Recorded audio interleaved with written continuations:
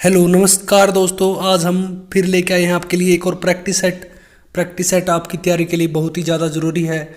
आपको पता चलता रहता है कि आपका कौन सा पार्ट कमज़ोर है। हम प्रैक्टिस सेट में सिर्फ GK, Haryana GK, Hindi, computer इनके क्वेश्चन लेके आते हैं ताकि आप ये जो पोर्शन है सबसे ज़्यादा नंबर का आता है। आपको पता है 70 नंबर की जीके आती है और 10 नंबर की हिंदी और कंप्यूटर आ जाती है। 80 नंबर का पेपर आपका इसी में से आता है। ठीक है, आप मैथ और रीजनिंग की तैयारी तो आप अच्छे से कर ही सकते हैं। चलते हैं पहले क्वेश्चन की ओर। भारतीय संविधान में राष्ट्रपति का चुनाव किस देश चुनाव की प्रणाली हो किस देश से ली गई? राष्ट्रपति के चुनाव की प्रणाली वो ली गई है, आयरलैंड से ली गई है राष्ट्रपति के चुनाव की प्रणाली। राजा हर्षवर्धन थे वो किसके दरबारी कवि थे? राजा हर्षवर्धन, बताओ तो किसके दरबारी कवि थे? जो राजा हर्षवर्धन है वो किसके दरबारी कवि थे? तो वो किसके दरबारी कवि थे? बाणभट्ट के दरबारी कवि थे। अगला क्वेश्चन है, संगमरमर चट्टानों को किस श्रेणी में आते हैं? जो संगमरमर चट्टान है वो किस में आते हैं? कायांतरित चट्टान के अंदर आते हैं, कायांतरित चट्टान के अंदर। अगला क्वेश्चन है, 7वें वेतन आयोग में वार्षिक वेतन में वृद्धि दर क्या रखा गया था? वृद्धि दर कितनी रखी गई थी? 3% थी 7वें वेतन आयोग के अंदर। अगला क्वेश्चन है, जो मलेरिया फैलाने वाले रोगाणुओं की खोज किसने की थी? अल्फोंस लेब्रेन ने की थी इसकी खोज। अगला क्वेश्चन है, 2016 का साहित्य नोबेल पुरस्कार किसे मिला था? 2016 का जो साहित्य का नोबेल पुरस्कार है उसे किसे सम्मानित किया गया था? बॉब डिलिन को। अगला क्वेश्चन है, दी गीत फॉर चिल्ड्रन पुस्तक है, जो गीत फॉर चिल्ड्रन पुस्तक है वो किसने लिखी है? जो गीत फॉर चिल्ड्रन बुक है वो किसने लिखी है? रूपा पाई ने लिखी है। अगला क्वेश्चन है, जो विल्डन स्थान है वो निम्न में से किस खेल से संबंधित? जो विल्डन है वो कप है वो किस खेल से संबंधित है? तो वो है लॉन्ग टेनिस से संबंधित है। अगला क्वेश्चन, चलते हैं अगले क्वेश्चन की ओर। अगला क्वेश्चन है, जो मवेशी है वो घास निकलने के उपरांत उसे संग्रहित करते हैं, किस में करते हैं? प्रथम अमावस्या में। कितने पार्ट होते हैं? जो जुगाड़ी करने वाले पशु होते हैं उनके अमावस्या के अलग अलग पार्ट होते हैं, वो प्रथम पार्ट के अंदर, जो प्रथम आशय के अंदर इसको स्टोर करते हैं। अगला क्वेश्चन है, निम्नलिखित में से कौन सा मानव शरीर के विभिन्न अंगों को ऑक्सीजन का संवाहक करता है? ऑक्सीजन कौन पहुंचाता है? जो लाल रक्त कणिकाएं हैं वो हमारे शरीर के विभिन्न भागों तक ऑक्सीजन को पहुंचाती है। अगला क्वेश्चन है, मानव शरीर में गुर्दे का कौन सा कार्य? गुर्दा इनमें से कौन सा कार्य करता है? गुर्दा है जो उत्सर्जन का कार्य करता है, हमारे शरीर से जो अनावश्यक पदार्थ है उनको बाहर निकालने का कार्य करता है गुर्दा। अगला क्वेश्चन है, जब प्रकाश किसी किनारे या दूसरे दरार से गुजरता है तो खालिस्तान की वजह से अंकित हो जाता है। तो किसकी वजह से अंकित हो जाता है? विवितरण के कारण वह अंकित हो जाता है। अगला क्वेश्चन है, जो मरुस्थल में मरीचिका और मृगतृष्णा बनने के क्या कारण है? किस कारण से बनते हैं? जो राजस्थान में जो कई बार आप देखते हो, सड़क पर भी देखते हो, गर्मी के मौसम में आपको ऐसा लगता है कि पानी गिरा हुआ सड़क पर, वो किस कारणों से होता है? वो होता है प्रकाश के अपवर्तन और पूर्ण आंतरिक प्रतिबिंबों के कारण। अगला क्वेश्चन है, एक विशेष कार्य करने वाली समान कोशिकाओं के समूह को खालिस्तान कहते हैं। समान कोशिकाओं के समूह को क्या कहते हैं? उत्तक कहते हैं। और मानव के शरीर में 4 प्रकार के उत्तक पाए जाते हैं। अगला क्वेश्चन है, पौधे के उत्तक कितने प्रकार के होते हैं? पौधे के उत्तक कितने? मानव में 4 प्रकार के और पौधों में कितने प्रकार के उत्तक पाए जाते हैं? 2 प्रकार के उत्तक पाए जाते हैं। अगला क्वेश्चन है, स्वतंत्र रूप से लटके हुए लकड़ी के एक ढांचे में कील ठोकना कठिन होता है या कौन सा नियम इसका समर्थन करता है? इसका समर्थन करता है न्यूटन का तृतीय नियम। यह नियम क्या था? जब हम किसी भी वस्तु पर बल लगाते हैं तो इक्वल और अपोजिट रिएक्शन होती है। यानी जब हम गेंद को दीवार पर फेंकते हैं, वो दीवार पर जिस स्पीड से फेंकते हैं वो दीवार धक्का देती है, उसी स्पीड से गेंद आती है हमारी तरफ। लेकिन जब हम लकड़ी के लटके हुए टुकड़े को ठोकते हैं ना, तो जब उसको जिस रफ्तार से मारेंगे उसी रफ्तार से पीछे चला जाएगा और कील वहीं पर रह जाएगी, तो ठोकना कठिन होगा। अगला क्वेश्चन है, निम्नलिखित में से कौन सा विद्युत चुंबकीय तरंगों का गुण नहीं है? कौन सा नहीं है? देखो, विद्युत चुंबकीय एक क्षेत्र दूसरे प्रतिलिंब होते हैं, बात सही है। विद्युत तरंगे अनुप्रस्थ तरंगे होती है, ये बात भी सही है। विद्युत चुंबकीय तरंगों को आगे बढ़ने के लिए किसी माध्यम की आवश्यकता नहीं होती, ये बात भी सही है। तो कौन सा रह गया? ये बात गलत है। विविधीकरण और विवितरण नहीं दिखाती, ये बात गलत है, दिखाती है ये। अगला क्वेश्चन है, एक रेडियोधर्मी वस्तु के अर्ध आयु 6 मास है, वस्तु का 3/3 हिस्सा होगा तो उसका खालिस्तान में अक्षय हो जाएगा। अर्धमास, देखो अर्धमास आयु 6 है तो कितनी होगी? 12 माह। 12 माह। कोई भी वस्तु हो, चाहे इसका कोई भी टुकड़ा, कोई भी वस्तु मान लीजिए आप खत्म करना चाहते हैं, अगर वो 6 महीने में खत्म होगी, चाहे बड़ी हो चाहे छोटी हो, उसको छोटी वस्तु भी तो उतना ही टाइम लेगी खत्म होने में, क्योंकि प्रक्रिया तो सेम ही चलेगी, रासायनिक विक्रिया से होता है इनका अक्षय होता जो। अगला क्वेश्चन है आपका, जो हमारे मानव के शरीर का पीएच मान की होता है, जो मानव के शरीर का पीएच मान है वो कम अक्षारीय होता है, कम अक्षारीय होता है। अगला क्वेश्चन है, जो है लाल संदक रोग है, जो लाल गंडाद रोग है, यानी रेड रोट बोल देते हैं इसको, यह किस पौधे में लगता है? आप कभी गन्ना खाते होंगे, गन्ना कई बार अंदर से लाल निकल जाता है, तो किस कारण से होता है? रेड रोट रोग के कारण होता है। अगला क्वेश्चन है, डपली और ताश। डपली और ताश है जो, वो किस प्रकार का वाद्य यंत्र है? डपली और ताश है क्या? विविध वाद्य यंत्र है, विविध वाद्य यंत्र है। अगला क्वेश्चन है, निम्न में से किन जिलों की सीमा 2 राज्यों से लगती है? किन जिलों की सीमा 2 राज्यों से लगती है? सिरसा की सीमा कहां कहां से लगती है? पंजाब और राजस्थान से। पंचकुला की लगती है, यमुनानगर की लगती है, तो इन जिलों की लगती है। इन सभी की, इसकी भी एक जिले से लगती है, इनकी भी, जींद की भी, कैथल की पंजाब से, इनकी तो कौन से? सिरसा, पंचकुला और यमुनानगर, जो ऑप्शन में दी हुई इनमें से इनकी सीमा 2 जिलों से लगती है। अगर मैं होता तो आपको दिखा देते।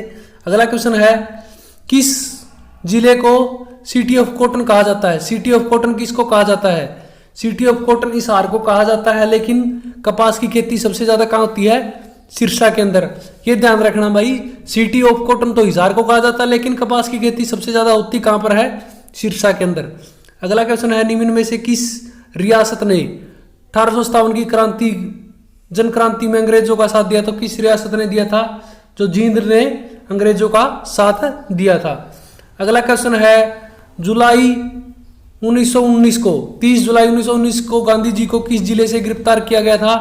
तो ये किया गया था हिसार जिले से, उनको गिरफ्तार किया गया था। अगला क्वेश्चन है, सुल्तानपुर के जलीय पक्षी हेतु आरक्षण क्षेत्र कब घोषित किया था? जो जलीय आरक्षित क्षेत्र है वो किया गया था सन 1972 के अंदर।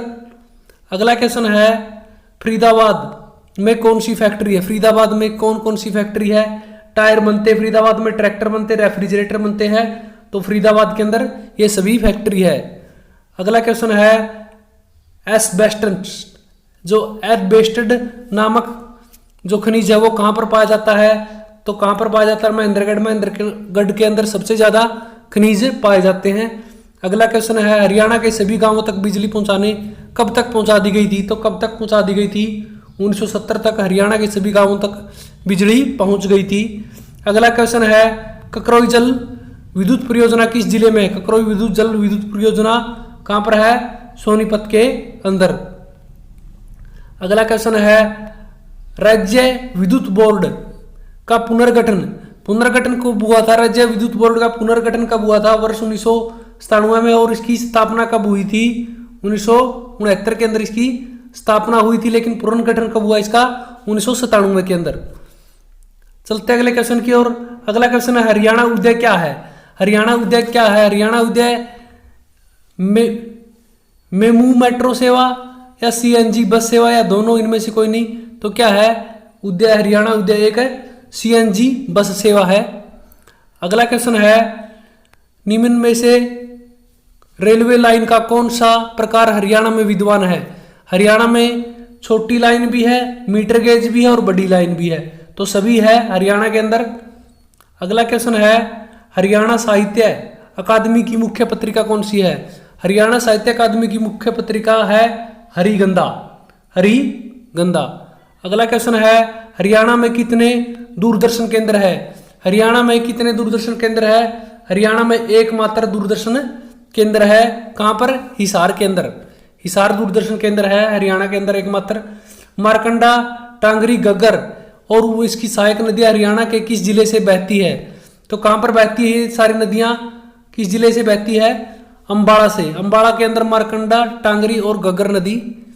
अगला क्वेश्चन है, निम्न में से कौन सी भिवानी जिले की तहसील नहीं है?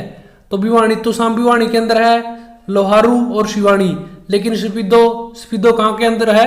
जींद जिले के अंदर है, तो जींद की तहसील है स्पीदो। अगला क्वेश्चन है, गोगावीर मेला राज्य के किस जिले में आयोजित किया जाता है? जो गोगावीर का मेला है वो राज्य के फरीदाबाद जिले में आयोजित किया जाता है। अगला क्वेश्चन है, जींद के खरक रामजी नामक स्थान पर होली के दिन निम्न में से कौन सा मेला आयोजित किया जाता है? तो जींद में होली के दिन कौन सा मेला? सच्चा सौदा मेला आयोजित किया जाता है। अगला क्वेश्चन है, चौहान राजपूतों का मूल एवं प्रमुख निवास स्थान हरियाणा में कहाँ है? प्रमुख और मूल स्थान यानी सबसे ज्यादा कहां पर पाए जाते हैं? नारायणगढ़ के अंदर पाए जाते हैं। अगला क्वेश्चन है, मानव, यहां पर मानव है भाई,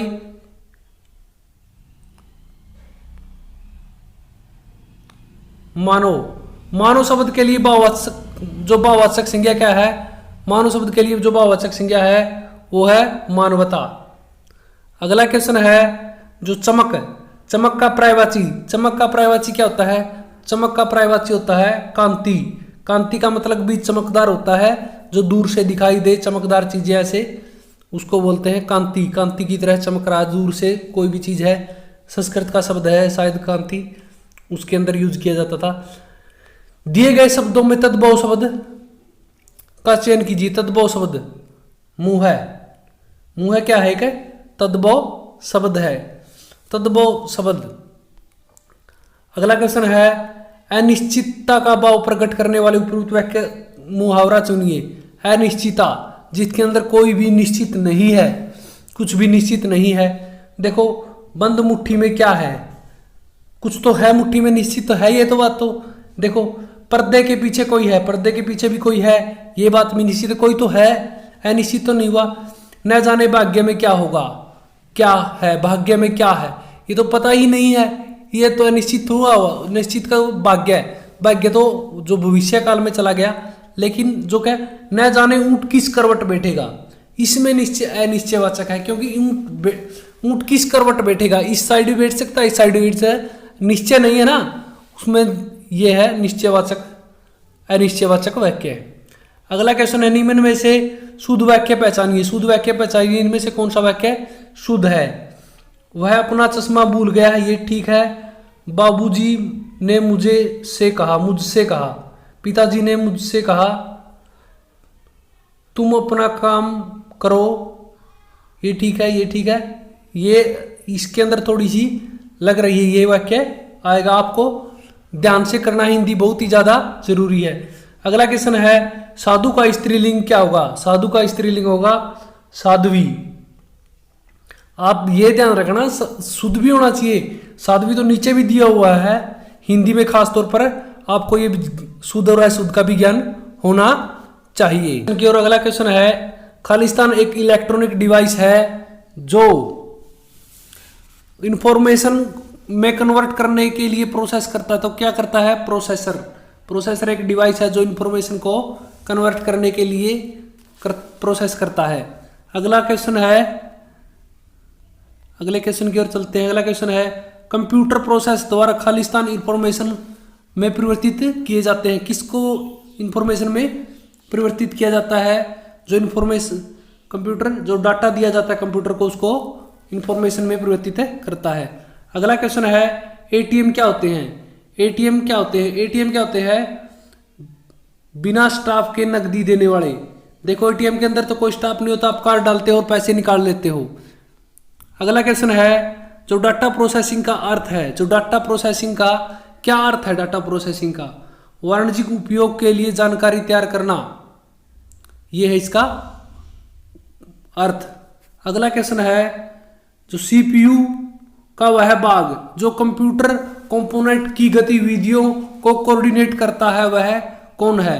जो कंप्यूटर की गतिविधियों को कोऑर्डिनेट करता हुआ क्या है? कंट्रोल यूनिट है, यानी सीयू।